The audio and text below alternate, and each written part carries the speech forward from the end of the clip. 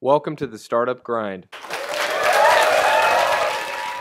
It's great to be here. Derek, thanks for having Hosain and I up on stage to talk a little bit about hardware and software. I thought I'd start out Hosain, I realized that actually as I was driving over here, it was about 6 years ago that we first met, and then I became an advisor to the company. Time, right? Yeah.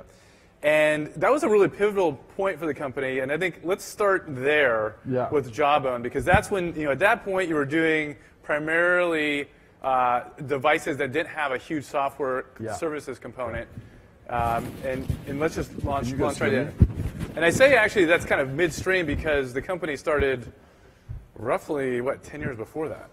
Yeah, we started in '99, not too far away from here, up in Palo Alto. And we had a lot of software content, but it was more sort of at the firmware level with DSP algorithms. Can you guys Is this microphone...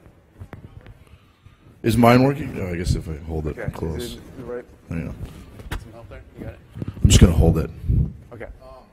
So we started with sort of DSP algorithms and firmware, and there was sort of software powering, but it was more at the lower levels. We didn't have sort of an application strategy. Time out. Sorry. Can you hear him? No, I don't think this is working. So, Do you have a hand mic? We need a hand mic. Oh, there he is. Awesome. Perfect. Is that cool? This needs to be turned on. Hardware. Is that working? Yeah, there we go. There we go. All right, let me just take this off so it doesn't double. You can't take off your sweater since we coordinated today. Yeah, Mike and I decided to show up as twins. But no, so we had started, and we had actually started by building DSP algorithms, and then we eventually got into the hardware stuff later. Hello? Okay. We thought it was a way to get our technology into the market was hardware as a vehicle to deploy the noise cancellation technology that we had developed. Quick history of the company. We started in sort of the mid-'90s at Stanford. We were trying to solve user interface problems in mobile. We sort of architected what has essentially become like a Siri, and we realized that everything we wanted to do with speech recognition at that time didn't work because of background noise problems. So we created this noise cancellation technology, which ended up being the biggest breakthrough in mobile audio. It was DSP algorithms. We looked at licensing it. We ended up building our own consumer hardware product as a way of getting that out there. And then when we met about 6 years ago, that was sort of an inflection point where a lot of the hardware that we were building, this low power stuff, got to a point where it had enough computing processing capability that we could start doing more than just sort of firmware algorithm development. We could start touching different layers of the stack. And I think we've come a long way from there, right? We've been doing a lot more where we've integrated a full service into what we're doing with Up, 24/7, cloud, et cetera. So, but that was sort of the beginning of that learning experience, and you helped me build that original team. Well, it was a privilege to do that. But I think, especially for folks in the audience who are having a hardware company or thinking about hardware ideas, I mean, for roughly the first 9 or 10 years of your company, it was primarily hardware, obviously some firmware. But now, when we first met, it was like, how do I build a services team, more cloud-based infrastructure? And talk to us even culturally, like how did you bring in that new DNA? I mean, what did you kind of see work and not work? Well, it was complicated because I think we were 6 years ago. That was pretty new thinking. The only people who had sort of done that had been on the phone side. Because when we met, you were running software at Palm, building WebOS, and it had sort of been done. The phone had the capability to support kind of a full software stack, right? And enough connectivity with the modem to get to the cloud and do things like that. And we were trying to do that in new types of devices. And so that was just when you were getting enough power and enough connectivity to make that happen. But culturally, it was a really interesting shift because, to convince a lot of software talent at different levels of the stack to come to a place like Jawbone, I had to sort of explain to them, no, you can actually control a lot of the elements in terms of sensors and how the hardware is built that will enable you to build new experiences that you couldn't do before. So that was like intriguing for them, saying, oh, well, if I could have control over the phone and determine what elements were in there, I could build new experiences. So that was kind of cool. So that was a lot of the original impetus of convincing guys to come over and say, hey, look, you can have influence on the hardware guys. And then for the hardware guys, it was interesting because they weren't used, and as a company, we weren't used to sort of the difference in development cycles and the way you iterate and the way you ship. That was traditionally a lot of what came out of the software world. Remember, this is still sort of a lot of is pre the massive explosion mobile application development. Even the iPhone platform was still relatively new. Most of the apps that were taking off there were frankly games and sort of novelty apps. There weren't things like Uber, complicated services that were built on those platforms. And so just the DNA shift was really fascinating because it was interesting. Software guys worked so much faster and iterated so much faster. To try to do that in hardware, you had a 20-week tooling cycle. You had to cut steel to try these things in prototype. Now, a lot of that's changed with 3D printing and other prototyping tools that you have, but so there was this sort of cultural mishmash. What ended up happening over time, and this took a little while to sort of refine, was that the software guys in our organization got our hardware guys to think about how they could hack and prototype and move faster. And the hardware guys got our software guys to think at a much higher level of sort of design resolution. Because when you build hardware, you've got to make, especially the stuff we were doing where we were kind of trying to create new categories, we're looking around a corner and we're saying, well, this is where we think user behavior is going to go. This is what we think. Like a great example is a JAMBOX. When we built the JAMBOX, it was a sort of mobile portable speaker for your, content being in your smartphone or in your tablet. At the time, the percentage of the wireless of speakers that was represented by wireless speakers was 0. So everyone thought we were crazy. Why are you building this wireless speaker for your phone? And our vision was like, look, all your content media is in this thing. How do you unlock it in a portable way? But people thought we were crazy, including in our own company. Now, last Christmas, it was 75% of the speaker market was this category that we invented. So we do a lot of that. And when you do that, you've got to sort of guess, and you've got to be really disciplined about, if I put this feature in, I put this piece of functionality, will someone pay me for it? Right? Is it worth enough that justification? Because in your hardware business, like, ultimately you have to, sell things for more than what it costs you to make them. Whereas in software, it's different. You sort of put things out in the market and you iterate. And so the software guys realized, like, we've got to, and I think the mobile application experience really kind of made a lot of people in the software world realize that you've got to get to a lot higher level of design resolution and product experience resolution, because you have one shot with the user, right? And so that discipline sort of transferred over to a lot of software guys, and we kind of started forming a new culture that was this hybrid between both things. Yeah, and it's interesting you say that, because I recall, obviously, when we were building the Pre and WebOS with John Rubenstein from Apple, and really hardcore hardware guy. Yeah, me being the lone software guy. How those two worlds kind of combine, and speaking to how you get that right product fit when you're building hardware products, it's interesting because now there's obviously platforms like Kickstarter where you can validate or at least test out some of that. Test if someone cares. And I was wondering, like, what is your view of Kickstarter, and is that something that, like, Jawbone would have used if it was there, or is it your model of design or development is we're going to go build great products on our own and we'll bring them to the market and not necessarily test them out? Yeah. Well, what I think Kickstarter's done a great job of is, if you think about the sort of hardware cycle from kind of concepting to prototyping to actual production, scaling production, shipping, continuing to scale, the front end of that process when you're building new categories or trying new things can be daunting, because we don't do a lot of testing. We test with users, but we don't do focus groups where we're trying to, because again, if you ask how many people in a focus group that wanted an iPhone, you'd get 0. Right, just like when we were building a wireless speaker or trying to invent that category, if we asked people, do you want a wireless speaker? I think 0 out of 100 would said we want it, right? And so I think you are guessing and you're trying things. Well, what's interesting about Kickstarter is it gives you the ability to kind of test if there's a there, right? Do people care? Do they care at scale? What scale? I think the question is, how much does that translate over into the mass market, right? Because I think we've gotten so efficient in a lot of our ability to reach people as a society, that the message of what you're building on Kickstarter reaches the early adopters really fast. So at least with Kickstarter, that there's an early adopter crowd, whether that's 200,000 or 10 million, that really love what you're doing. The question is, does it scale beyond that? Does it get bigger? Does it get more mass? That's still a question. The other stuff in terms of production, building it, designing it, scaling and shipping it, that's hard. That's why, they've been knocked a little bit about a lot of that stuff never shipping. I think they've tried to get more disciplined about. Yeah, that supply chain, that's something that as we invest in companies like Nest, I mean, Right. one of the number one questions is there expertise on the team around the supply chain management and just really the build out, the manufacturing Right. side. Right. Yeah. No, the supply chain and the production stuff is hard because, what's the last, before, sort of Nest or us, what's the last billion-dollar startup or billion-plus startup that was started from scratch in hardware? Mm-hmm. I can't think of one. Palm really wasn't one because they had sort of been absorbed by a big company, by U.S. Robotics, which then got bought by 3Com by the time they had success. So there hasn't been a model, and there isn't a lot of talent. You get talent at big companies that know how to run things at, sort of, $40, $50 billion production scale. And then there's smaller things, but there's that in between.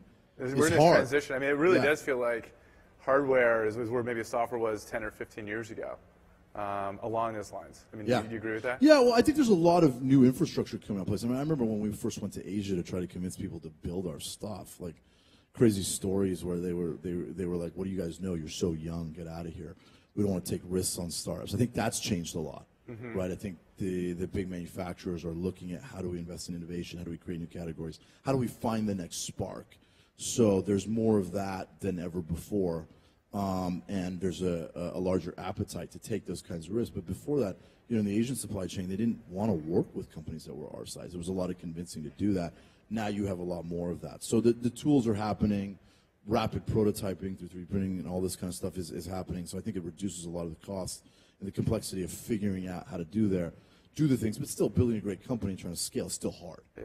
Right? As it is in software. Yeah. I mean, I think that it still remains to be true that independent if you're doing software or hardware, being a CEO, founder is a very lonely job and it's very difficult. I mean, you've been at it for quite a amount of time. Kicked off with Ben Horowitz, who's another one of our partners and on my board, talks about that all the time, how lonely and scary for many of you guys who are starting companies, how lonely and scary that job is. I think it just gets lonelier and scarier over time. And it's something that I think in our valley we don't talk that much about because the people who are going through it are not going to take the time to write the blog post. Coming back, it's an interesting point because I think you see this a lot. Like there is sort of an informal support network of CEOs and founders in the valley, both down here and up in the city, that's sort of loosely formed, where everyone kind of takes care of each other. You know that you can call somebody if you need something in a specific domain. Like if I wanted to learn, we're doing a lot in data science now, and we've been sort of coming up the learning curve. I've called other CEOs that have done a lot with data and sort of getting best practices, and everyone's incredibly helpful because I think everyone sort of informally recognizes that there is this. And I think that's actually one of the kind of magic elements of the valley. Right. I mean, I can remember when I was starting composite software, I used to host like a monthly poker party. It had nothing to do with poker. Right. It was actually more group therapy. Right. With other founders of like, hey, are you seeing this, or how do I actually pull this together? Right. And I think that's not. I mean, I think there's better information sharing now that goes on online, but you still need, I think, that community piece. Totally. Between founders. Totally. It's what makes this area special. Yeah, you don't see that, I think, in many other cities. Yeah. Coming back to kind of that transformation of big companies were historically the ones that did hardware. I was maybe kind of think through the fact that at Palm with WebOS, I recruited a number of people from Apple. Right. A number of those folks then went to Jawbone. Right. And that was really their first experience at a startup, right? Right. They gone from Apple to this like intense turnaround where we shipped that in a year to it's much smaller. And what did you kind of learn, like what were the challenges you had to overcome with those folks that were, again, used to these kind of larger environments, larger machinery behind them? Right. Well, I think that Apple's a great example. We've been fortunate to have some wonderful people who had spent some time in their career and have spent time in their career at Apple. They continue to be successful at Java. What I've seen is, there's a long history at Apple. And I think that there was a number of people that were there when Apple wasn't what Apple is today, that were there, in sort of 1998, 99, 2001. My VP of marketing, Danica, is a great example. She was the first product marketing manager on iPod in 2001. I think they'd sold like 50,000 units. And when she left that team, they'd sold several hundred million.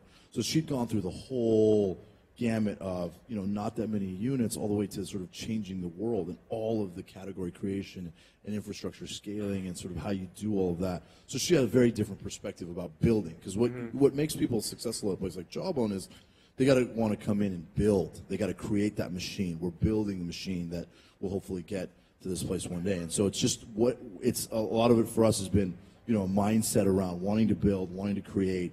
What is the timing of when they were there? Were they part of the building that happened versus coming in later and running a machine that was already established? So I think it's just finding that, and frankly, that holds true with anyone transitioning from a large company to a smaller company. That's true. Right? Whether it's Apple or Microsoft or even Google now, right? Or Facebook or any of these things. When you arrive at a larger company, when the thing's established, it's a very different challenge than when you were there building, right? Yeah. So let's drill into how products are actually built at Jawbone.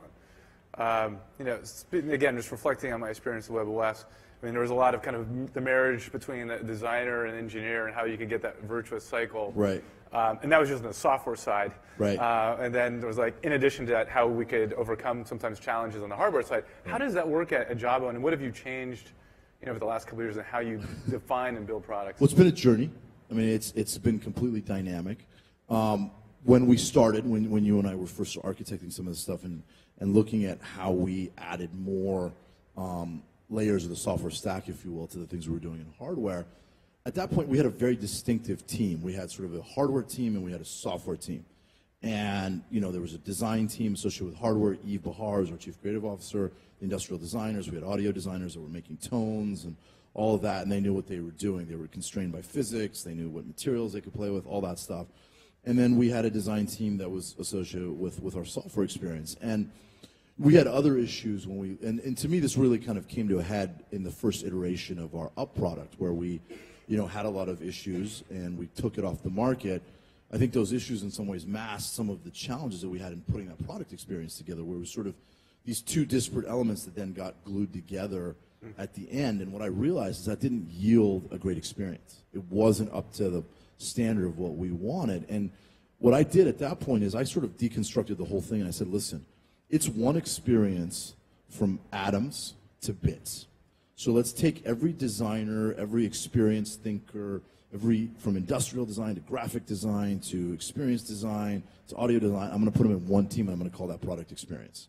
And there's no distinction between whether you work on hardware bits or you work on software bits. You're all part of one team that is about the product experience, and that's central to what we do. There's also people who are copywriters there and storytellers. It's sort of the creative hub of our organization. And then we basically created these organizational pods where we said there's a guy who's in charge of the electronics, the mechanical engineering, the software experience, the design, all the way later, and even data scientists now that are all part of that are trying to deliver this experience. And what we did is we said, we're going to sit there and we're going to define why we build something. So we have these things called the product whys. That starts at the beginning, at the concept phase of a product, which is why are we doing this? What problem does it solve for a user, either one that they know that they already had a burning desire to solve, or one that once you deliver a solution, they don't want to leave home without it. Let's go answer those questions. That becomes a sort of governing criteria for everything that we do from that point on around what's features, what's specs, how does it all come together. But by unifying all these things, breaking down the barriers and saying, look, we're all one team and we're just trying to build a great product experience. I don't care if you're building that in atoms or in bits. It doesn't matter. We're all part of it. And then we started to say, okay, here's a consumer problem. How are we going to resolve that? Can we resolve that in the physical space? Can we resolve it in the application space? Can we resolve it in the cloud?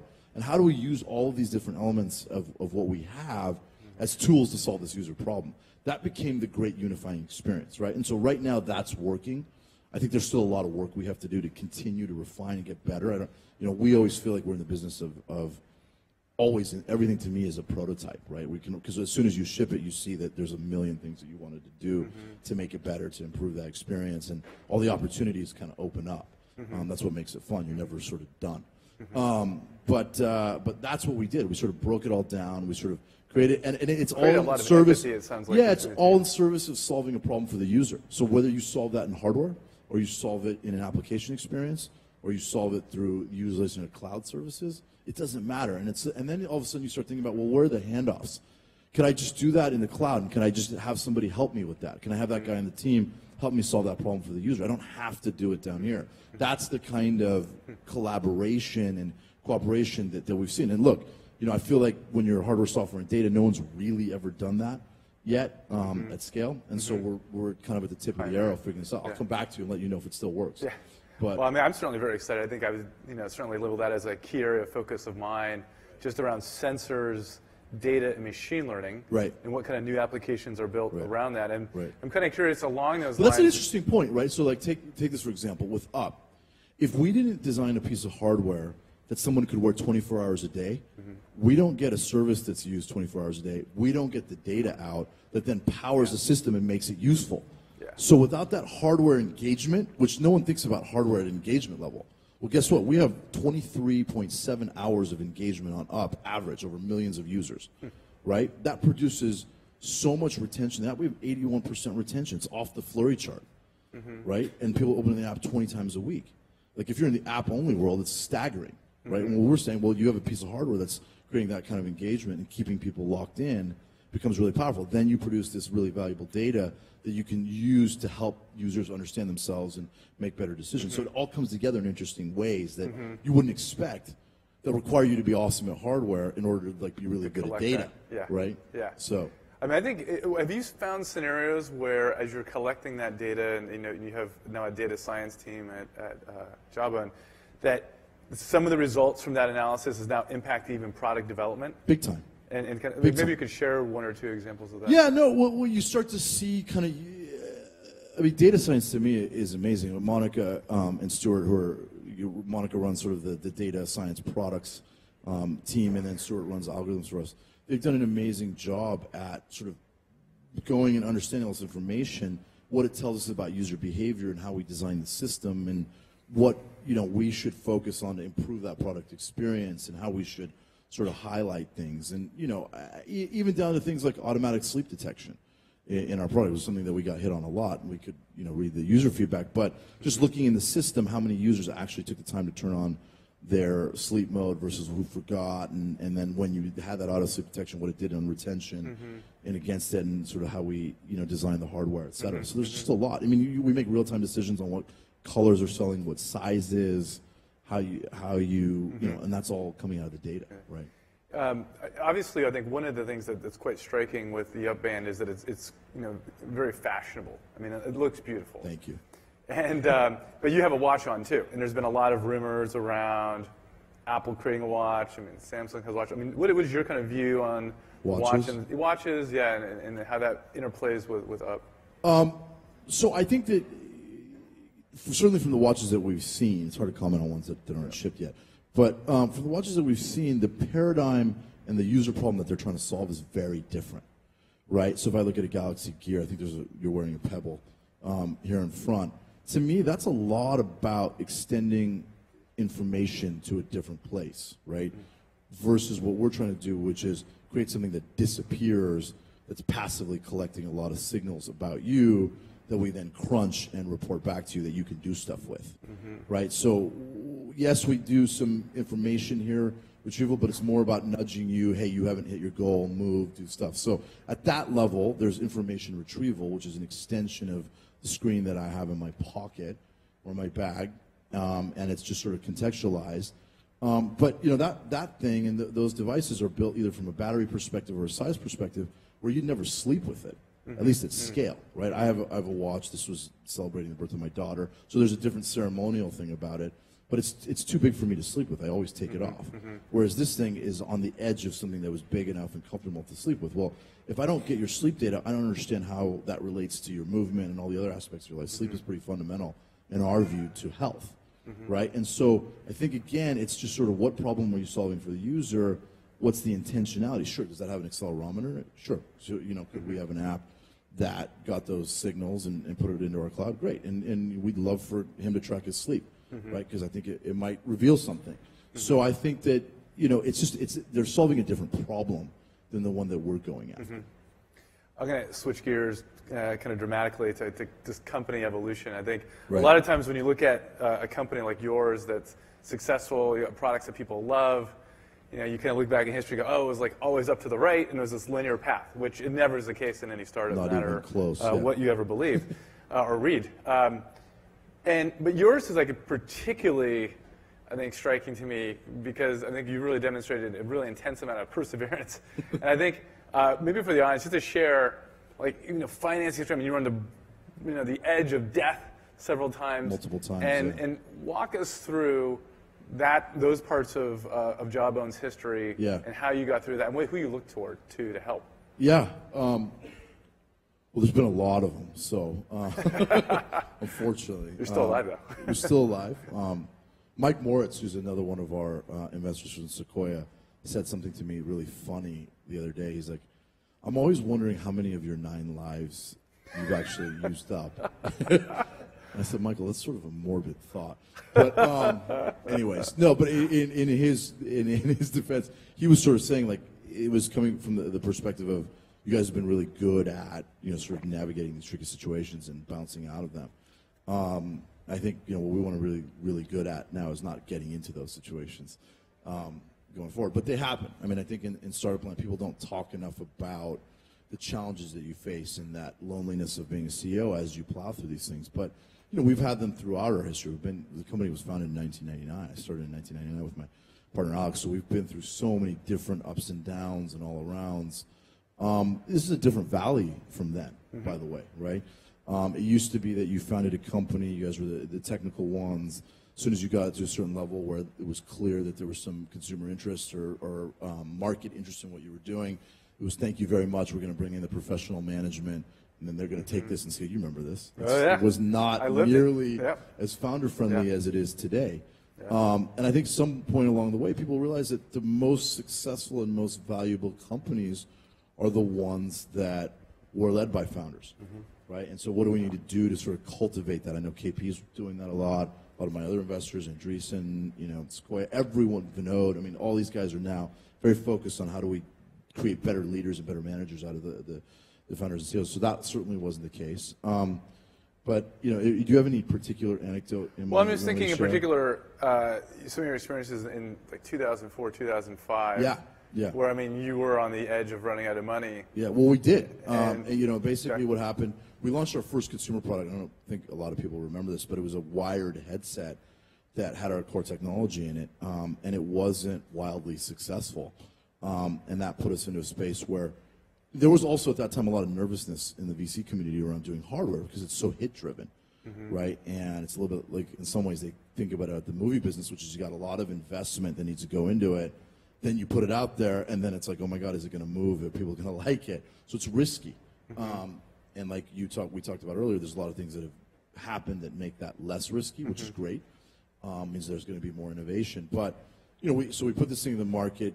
It was not sort of, people love the core technology, the noise cancellation technology, but it wasn't catching in terms of the physical iteration of the product. So we sort of knew that there was something really special we'd done in that technology and the underlying infrastructure, but the package, the product package it was in wasn't great. And so unfortunately, like the investors and the board at the time decided to shutter the company.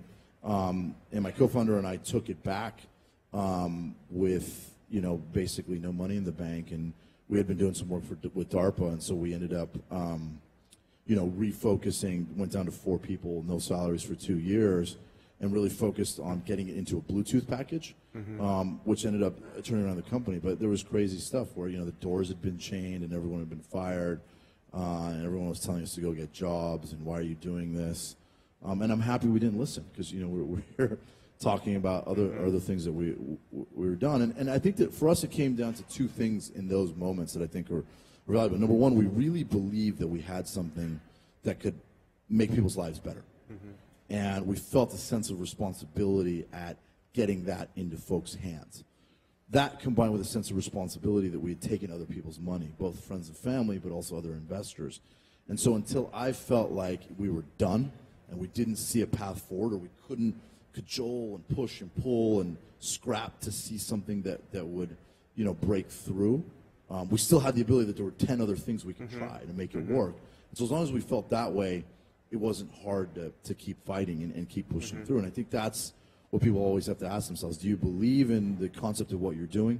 Do you believe that there's really a there there? If you can figure out the right, product package or the right way to reach users, and if you believe that, then, keep scrapping, because usually there's a way. Yeah. Right. I admire that kind of deep conviction.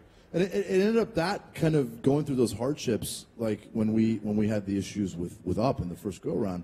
There's a DNA in the organization that knows how to deal with those challenges. And it's interesting because, I've now been in venture for 2 years, And it's just been really reinforcing to the point you're making, which is it's about the people.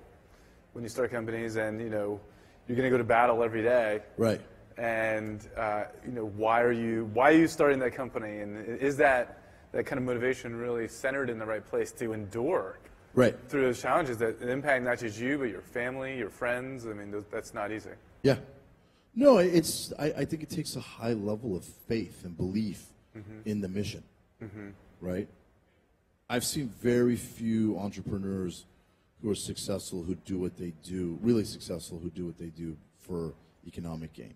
Yeah, I agree with you. Right? I Completely. think there's probably got to be a study where you can correlate if people are actually really, honest I about their I motivation. actually also think that relates to, and I tell companies this all the time, your first 10 employees, like really understanding why they're there with you on this journey. Right. Because like you might have that faith. Right.